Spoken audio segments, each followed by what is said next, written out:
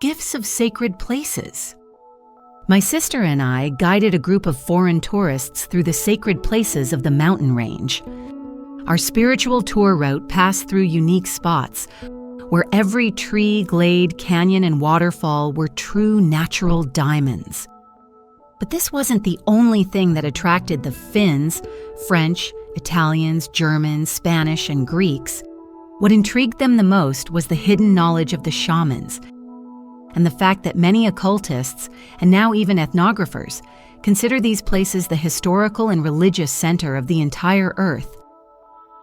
Our tourist base was located a few kilometers from the starting point of the next day's route. According to legend, this was where all the great leaders of the nomadic tribes stayed, and local caches hid ancient relics and burials. Rising before dawn, we rode our horses to the new campsite. The sacred place greeted us with unimaginable beauty. Living water spread over the stones in a wide, shallow stream. Water spirits shrouded the entire valley in a misty cloud. After galloping for 3 kilometers, the horses were slightly tired. Dismounting, we washed ourselves in the crystal-clear mountain water. This water not only heals kidney, heart, and prostate ailments, but also cures leprosy. Additionally, washing in this water grants protection from the evil eye, removes curses, and bestows the blessing of the spirits of these places. Moreover, it reveals magical abilities in a person, especially if one takes a stone from the sacred stash as a remembrance. We tied up the horses and walked up the bank to the source of the sacred healing power of this holy place. The dazzling sun rose over the mountain. The god Yarilo was bestowing his power upon all living beings. In the distance, we saw a female silhouette moving. The woman stopped, made passes, performed pranayama, and then sat in the lotus position to meditate on the rising sun. As we approached, we saw her spiritual, otherworldly, beautiful face. Her aura was filled with the colors of the power and confidence of a mighty warrior mage. She, too, sensed our presence. She opened her eyes, looked at us, and greeted us with a sweet smile. The meeting invited conversation, and I immediately asked, "Do you practice Sampo and business magic?" The woman smiled and replied, "Once I had my own business, and everything was going well. Then I started thinking about a new business related to spiritual development and magic. I began by opening a small section in a store dedicated to spiritual literature.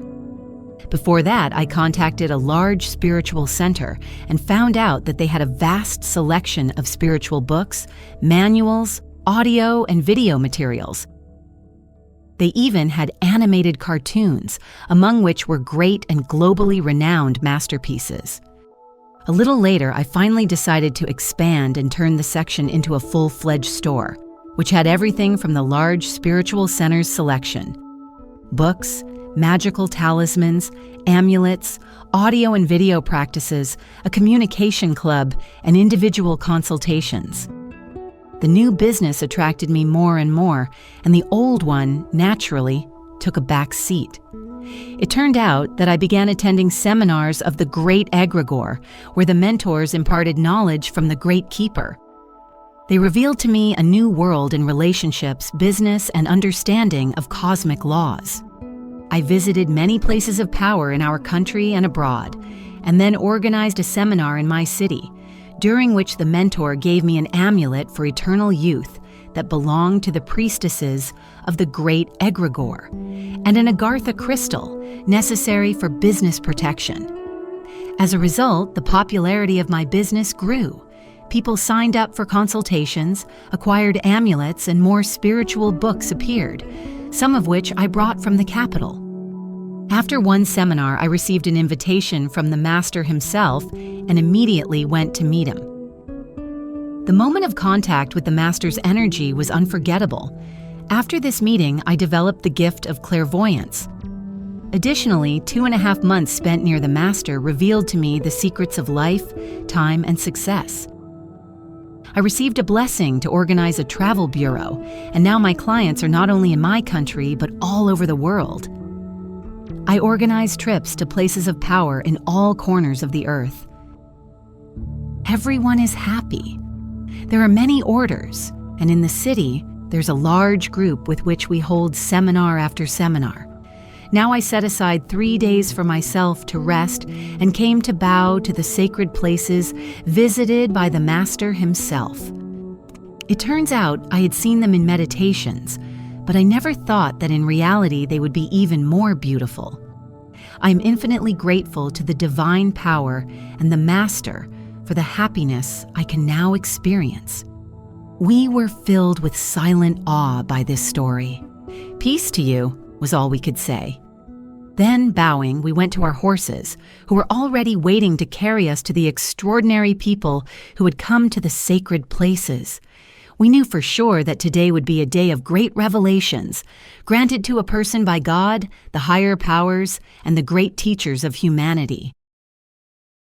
In our extreme times, when the fate of the entire planet is at stake, it is crucial for the knowledge of angels and benevolent spirits to spread as quickly as possible, globally, and reach thousands of people. In this way, we can change the future of all humanity.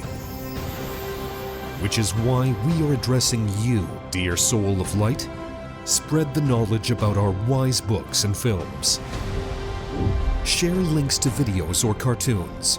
All of this is available and free. Invite women to individual practices, webinars, and seminars. And the Great Spirit of Light will help you and your family. It will direct an enormous amount of energy to fulfill all your desires. Benevolent spirits and angels will assist you and your loved ones in all matters.